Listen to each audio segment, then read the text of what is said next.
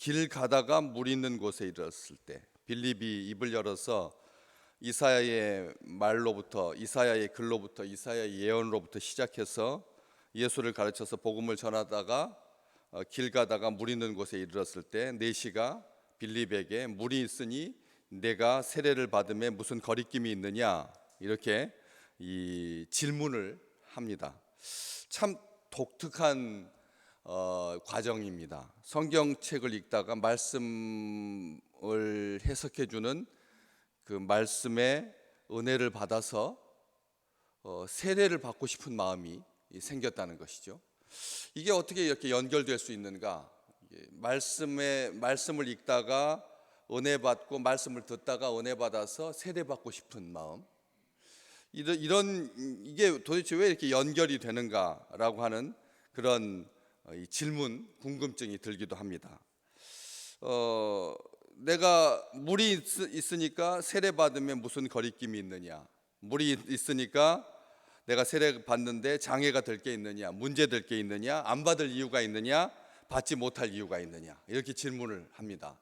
은혜 받고 세례 받고 죄 사함 받고 예수 이름으로 세례 받고, 이게 우리 주님께서 하신 말씀이거든요. 은혜 받으면 세례를 받고, 세례를 받으면 새 사람으로 하나님의 나라에서 하나님의 사명을 감당하게 되는 것이 자연스러운 귀결이라는 것이죠. 그냥 은혜는 은혜이고, 그 다음에 형식은 형식, 내용은 내용이고, 형식은 형식, 그렇게 분리되어 있지 아니하고 내용과 형식이 함께 가는 것이죠. 신앙생활이라고 하는 게 그냥 성경책 읽는 것, 설교 말씀 듣는 것, 아니면 바깥에 나가서 봉사하는 것이 분리되어 있는, 행함이 분리되어 있는 것이 아니라 연결되어 있다는 것입니다. 둘이 같이 가는 거지, 은혜는 은혜이고 그리고 세례는 세례가 분리되지 않는다는 것이죠. 자기가 원해서 세례를 자청합니다. 물이 보였을 때 물로 세례를 받는 것, 예수님께서 요한에게 세례를 받았지 우리 주님께서 세례를 베푸신 적은 없거든요. 복음서를 읽으면서 복음서를 읽는 게 아니라 예수에 대한 그 복음의 말씀을 전해 들으면서 이 세례에 대한 생각이, 말이, 의미가 떠오르게 되고, 그리고 세례를 받게 되는데 자기가 원해서가 아니라는 것이죠. 자기가 원래 이 세례라고 하는 것이 우리가 생각할 때 보편적으로 자기가 원해서 세례 받는 경우도 있지만, 요즘 세례는 어떻습니까? 많은 경우에 시간에 쫓기듯이, 아니면 주변의 권위로, 아니면 부모님의 권유에 의해서, 강제에 의해서 세례 받는 경우도 많거든요.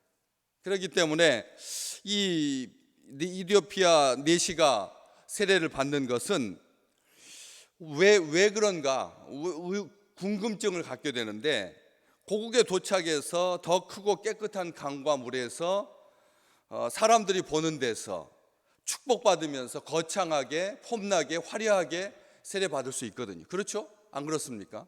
고급 관료이니까 세례를 받을 때 이 음악도 있고, 그리고 많은 청중이 보는 앞에서 하나님 앞에 무릎을 꿇고 세례를 받고, 물에 잠겨서 세례를 받고 하면 그게 그림으로 남게 되고, 이 이디오피아 정교회의 첫 신자가 이방인 가운데서 첫 세례 받는 건데, 정말 기념사진으로 찍을 만한, 영원히 남을 만한 엄청난 사건이지 않습니까? 세례를 받을 때 빌립하고 이 넷이 두 사람만, 주변에 호의하는 사람들도 있었겠지만 그렇게 세례를 받는 것, 이것은 초라한 세례이고 별로 바람직해 보이지도 않는데, 이 사람은 즉시 길가에서 세례를 받고자 했다는 것이죠. 우리 한국 교회에서 세례를 받고 전 세계에서 세례를 받는 그 과정이 6개월 뒤에 근신히 교회를 출석한 다음에, 근실하게 교회를 출석한 다음에 문답 자격을 획득하고, 그리고 세례를 받잖아요. 지금도 그렇지 않습니까? 그 법이 유효하지 않습니까? 학습이라고 하는 과정이 없어졌지만 우리가 세례를 받았던 그 과정들을 생각해 보면, 그런 과정들을 겪어서 문답을 받을 수 있는 자격을 획득한 다음에 그 다음에 세례를 받았거든요. 그런데 성경에 보면 그런 과정들이 과감하게 생략되어 있는 것을 보게 됩니다. 고넬료에게 세례를 베풀었던 베드로도 고넬료에게 세례를 베풀면서 이런 어떤 과정을 겪지 아니하고 말씀이 그들에게 임하고 성령께서 충만히 임하시고 그리고 세례를 받게 된 것이죠. 바울이 루디아에게 세례를 베풀 때도 이런 다른 우리가 생각하는 그런 과정 없이 세례를 받는 것을 보게 됩니다. 오늘 이런 진짜 이 사람이 빌립에게 세례를 받을 때 그냥 물이 있는데 세례 받지 않을 이유가 있느냐라고 하는 질문 앞에 이 38절 이에 명하여 수레를 멈추고 빌립과 내시가 둘 다 물에 내려가 빌립이 세례를 베풀었다. 그래서 둘이 물에서 올라올 때 주의 영이 빌립을 이끌어갔고 내시는 기쁘게 길을 가므로 그를 다시 못지 못했다. 아주 명쾌하게 끝나고 있는데 중간에 아무런 과정이 없었겠느냐는 거죠. 그런 뉘앙스, 그런 질문에 답하는 놀라운 절이 있죠. 37절 말씀에 보면 없음이라고 되어 있습니다. 37절에는 내용이 없다는 거죠. 어떻게 36절 다음에 세례를 받는 그 과정이 생략된 채로 세례로 직접 들어가는 그런 38절, 36절과 38절 사이에 37절이라고 하는 절수는 있는데 없다라고 되어 있다는 것이죠. 여기에서 궁금증을 해소할 수 있도록 밑에 보면 각주가 달려 있습니다. 밑에 보시면 37절에 빌립이 이르되 네가 마음을 온전히 하여 믿으면 가하니라. 내가 물이 있는데 세례 받지 않을 이유가 있습니까? 세례 받지 않을 무슨 타당한 이유가 있나요? 라고 질문했을 때 빌립이 뭐라고 말합니까? 네가 마음을 온전히 하여 믿으면 세례 받을 수 있다.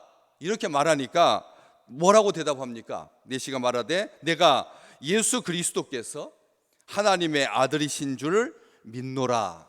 아멘. 지금 우리가 문답하는 거하고 똑같지 않습니까? 문답입니다. 문답이죠.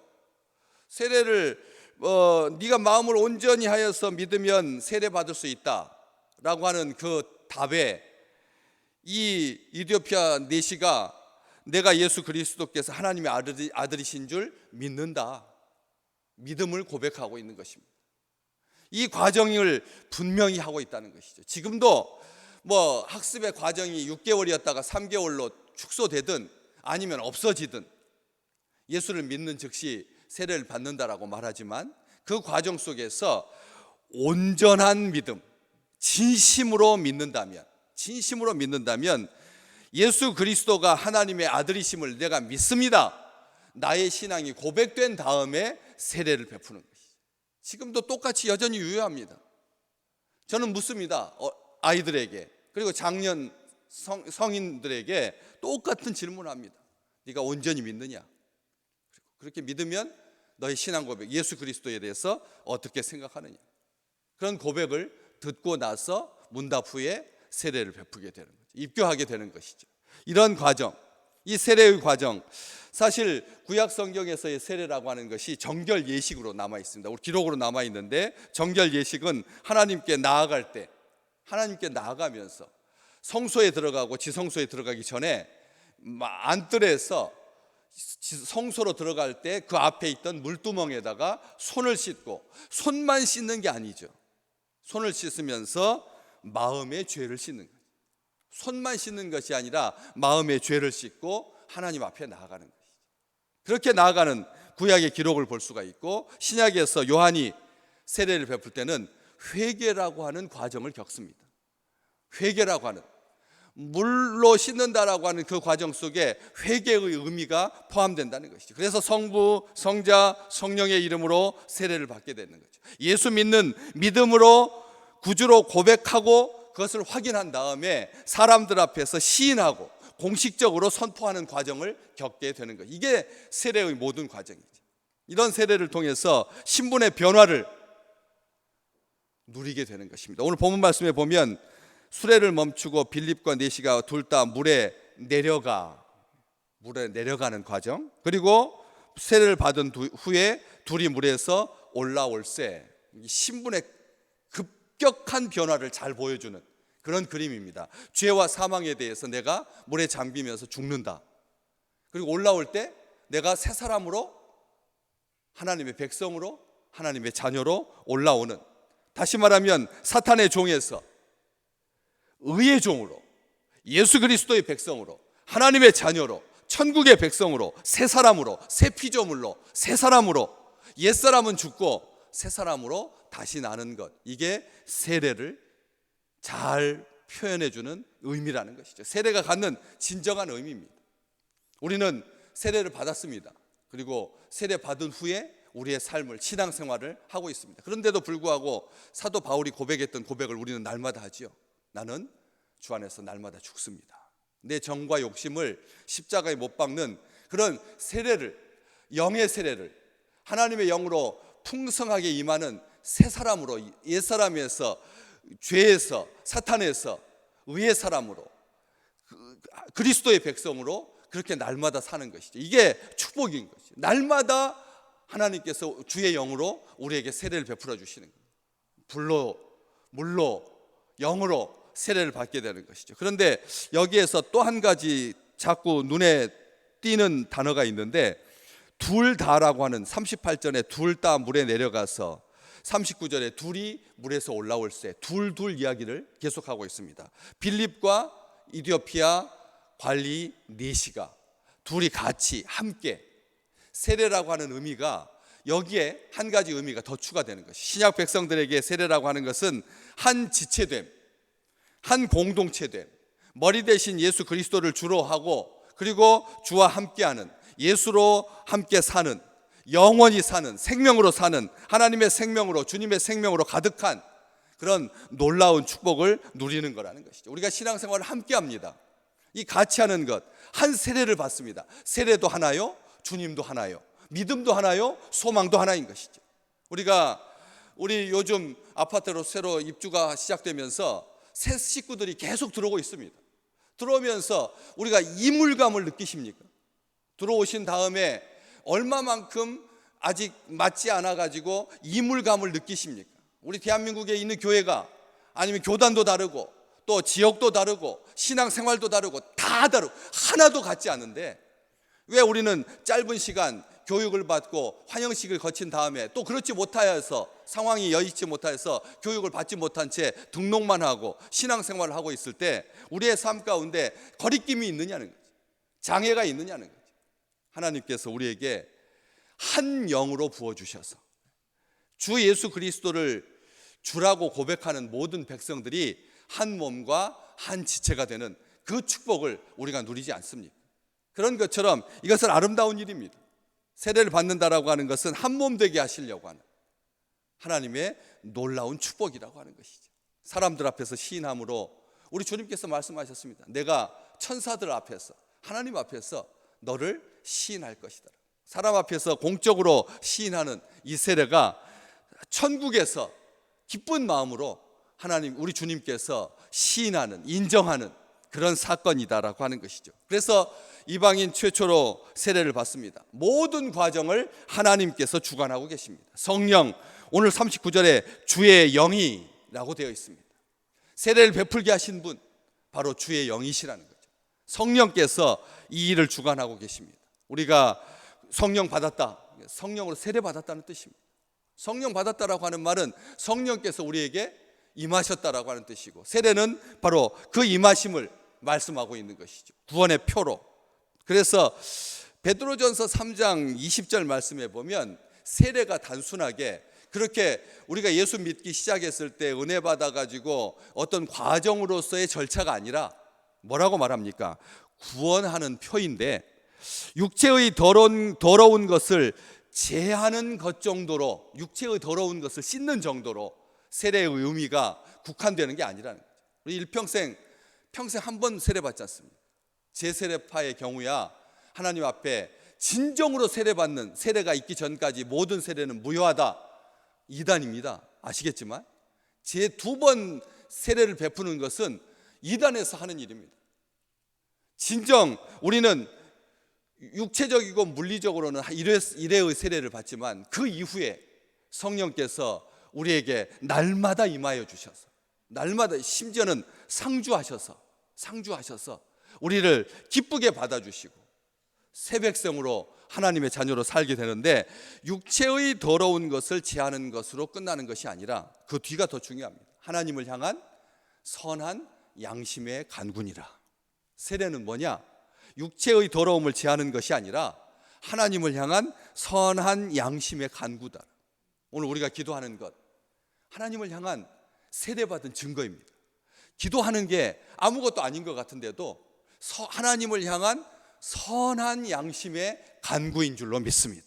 그래서 이게 세례받은 자의 기쁨인 거죠. 오늘 또 우리에게 하나님께서 세례를 베풀어 주신 이게 새 번역은 이 부분을 어떻게 번역하고 있느냐면, 예수 그리스도의 복음을 힘입어서, 예수 그리스도의 말씀을 힘입어서, 예수 그리스도의 복음을 힘입어서 선한 양심이 하나님께 응답하는 것. 아멘. 우리가 기도하는 것은 그냥 선한 양심의 간절한 부르짖음으로 끝나는 것이 아니라 하나님의 은혜에 응답하는 거라는 거죠. 그렇기 때문에 우리가 기도하기를 쉬지 않는 것입니다. 이유는 딱 한 가지입니다. 우리가 왜 기도합니까? 하나님께서 우리에게 베풀어 주신 그 놀라운 축복에 대한 감사의 마음으로 하나님을 향해서 응답하는 것이기 때문에, 그래서 우리가 간구합니다. 오늘 우리 주님께서 우리에게 새 능력으로 덧입혀 주실 것입니다. 우리가 기도함으로 말미암아 새 힘을 주실 것입니다. 우리가 기도함으로 말미암아 날마다 새롭게 될 줄로 믿습니다.